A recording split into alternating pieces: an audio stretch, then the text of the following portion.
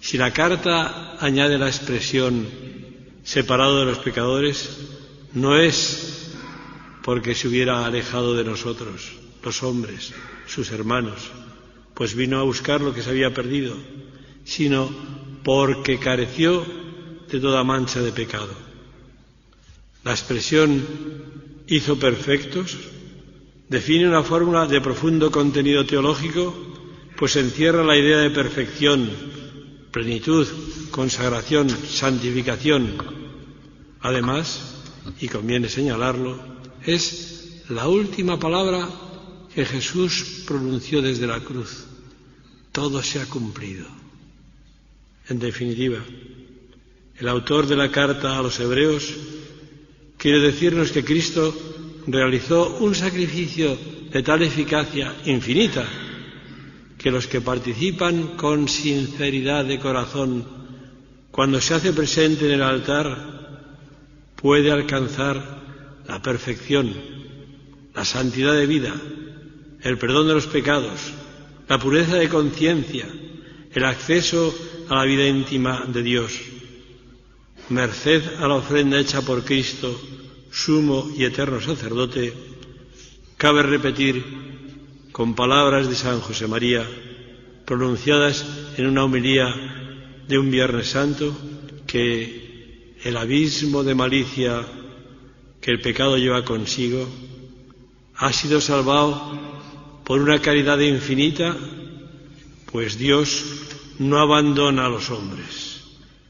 Podemos imaginar, proseguía, para acercarnos de algún modo a este misterio insondable, que la Trinidad Beatísima se reúne en consejo en su continua relación íntima de amor inmenso, y como resultado de esa decisión eterna, el Hijo unigénito de Dios Padre asume nuestra condición humana, carga sobre sí nuestras miserias y nuestros dolores para acabar cosido con clavos a un madero, pero vence con su resurrección y así resultan muy esperanzadoras las mismas palabras de la homilía.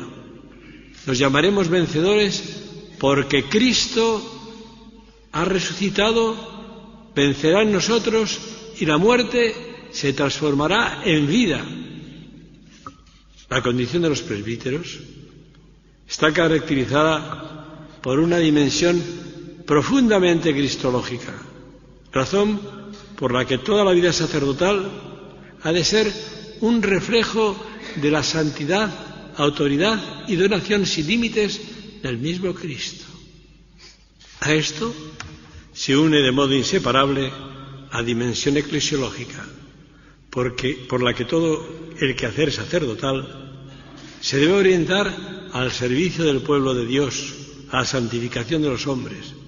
Por eso, sin dejar lugar a dudas, con una fe profunda, San José María comentaba en tiempos en que se hablaba tanto de la identidad del sacerdote y nos decía que ¿cuál es la identidad del sacerdote? La de Cristo, que quiere perpetuar su sacerdocio, el único sacerdocio, a través de sus ministros. Ya que el sacerdocio de los presbíteros deriva directamente del sacerdocio de Cristo, su ministerio en la Iglesia debe estar en relación íntima e inmediata con ese sacerdocio. Somos embajadores en nombre de Cristo, como si Dios os exhortase por medio vuestro, escribe San Pablo a los Corintios. El decreto conciliar lo subraya con estas palabras: por la ordenación sagrada y por la misión que reciben de los obispos, los presbíteros son promovidos para servir a Cristo, Maestro, sacerdote y Rey, de cuyo ministerio participan. En este sentido, resulta también muy significativo que en su primer encuentro con el clero de Roma, el 13 de mayo de 2005, Benedicto XVI señalara como punto determinante lo siguiente: es indispensable volver siempre de nuevo a la raíz de nuestro sacerdocio. Como bien nos consta, esta raíz es una sola: Jesucristo nuestro Señor. Y añadía: pero este Jesús no tiene nada que le pertenezca. Es totalmente del Padre y para el Padre. Y de aquí sacaba el Papa la consecuencia para cada uno de nosotros. Esta es también la verdadera naturaleza de nuestro sacerdocio. En realidad, todo lo que constituye nuestro ministerio no puede ser producto de nuestra capacidad personal. No hemos sido enviados a anunciarnos a nosotros mismos o nuestras opiniones personales, sino el misterio de Cristo. Nuestra misión no consiste en decir muchas palabras, sino en hacer eco y ser portavoces de una sola palabra, que es el Verbo de Dios hecho carne por nuestra salvación. Así pues, realizarse como sacerdotes significa estar plenamente unidos a Cristo, identificarse con Él en el ministerio sacerdotal y en toda la conducta. Se trata de ser transparentes para que vean los fieles al Maestro, al Redentor, sin sentirse atraídos a fijar su mirada en la persona del sacerdote.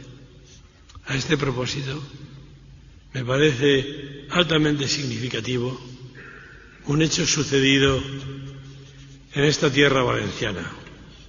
Lo narra una mujer que fue de las primeras del Opus Dei, Encarnación Ortega, cuyo proceso de beatificación se halla en curso.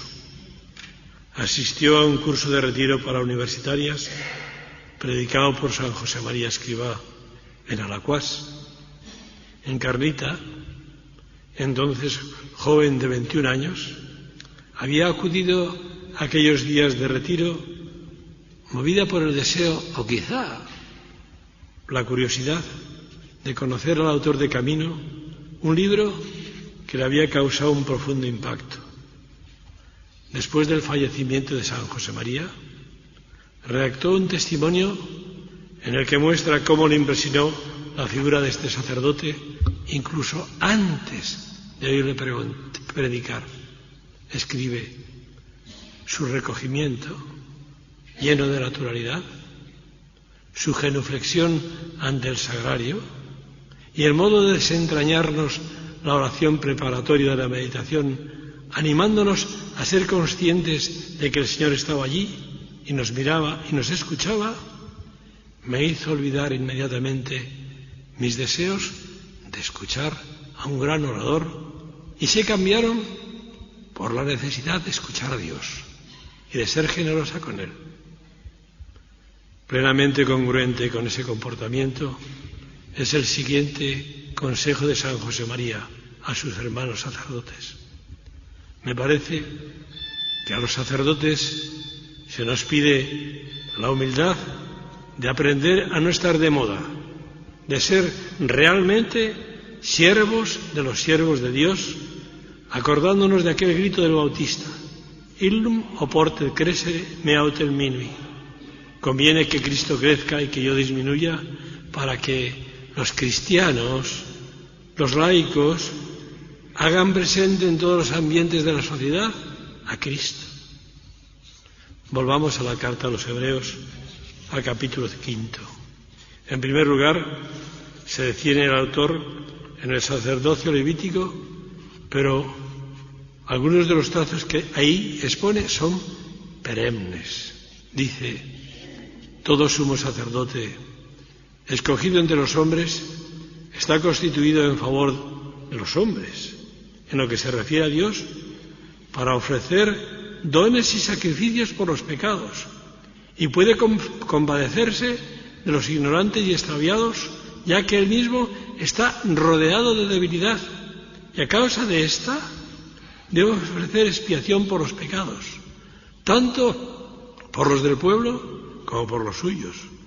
Y nadie se atribuye este honor sino el que es llamado por Dios, como a Aarón. De igual modo, Cristo no se apropió la gloria de ser sumo sacerdote, sino que se la otorgó el que le dijo: tú eres mi hijo, yo te he engendrado hoy. Estas palabras trazan y describen la misión que corresponde al sacerdote en la Iglesia, en armonía con su ser y su vivir en Cristo. El ministerio sacerdotal se caracteriza porque es profundamente eclesial. El presbítero, escogido de entre los hombres por una vocación divina que se actúa en la recepción del sacramento del orden, queda constituido en favor de los hombres, ordenado al bien de la humanidad, no a un bien terreno, aunque no se desinterese de la felicidad temporal, pero no es eso lo que define nuestra misión, sino lo que se refiere a Dios.